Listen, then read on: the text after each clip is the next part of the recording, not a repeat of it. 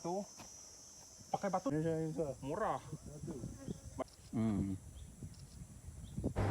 Berjarak kira-kira 65 km dari Bandaraya Kuching, terletak sebuah kampung orang Bidayuh iaitu Kampung Sapit di Padawan, Kuching, Sarawak. Pada ketinggian hampir 1000 meter di atas paras laut, kampung ini menawarkan pemandangan matahari terbit dan terbenam yang memukau serta hutan hujan yang menyelubungi kawasan sekelilingnya.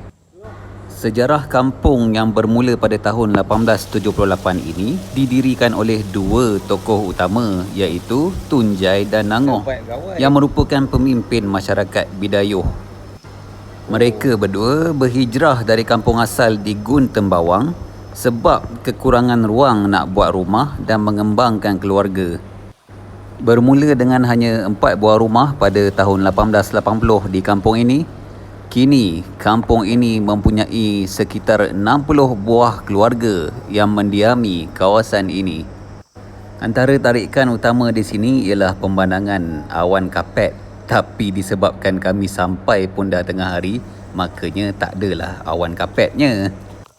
Dengan bantuan Robi, iaitu salah seorang penduduk di kampung ini, beliau membantu kami menjejak batu sempadan bernombor 144, iaitu sebuah batu penanda sempadan antarabangsa Malaysia dan juga Indonesia bahagian Kalimantan Barat.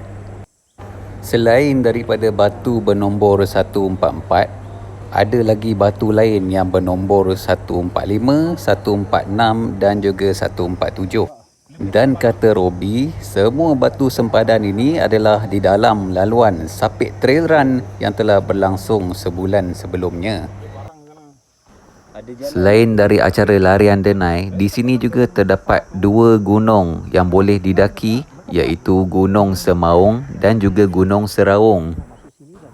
Jarak ke Gunung Semaung dari campsite Kiau adalah 8 km, manakala untuk ke Gunung Seraung dari campsite Kiau adalah sejauh 6 km. Pendakian kedua gunung ini boleh dilakukan secara day hike, iaitu dengan cara bermalam di Kiau campsite. Hari ini mendaki Gunung Seraung, manakala esok pula mendaki Gunung Semaung.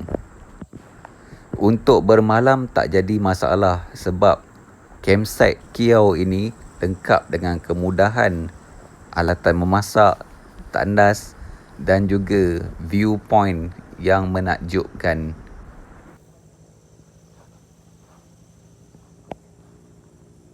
Maka jika anda adalah seorang pendaki, Gunung Seraung dan Gunung Semaung boleh diletakkan di dalam senarai gunung yang anda akan pergi jika sudah sampai di sini.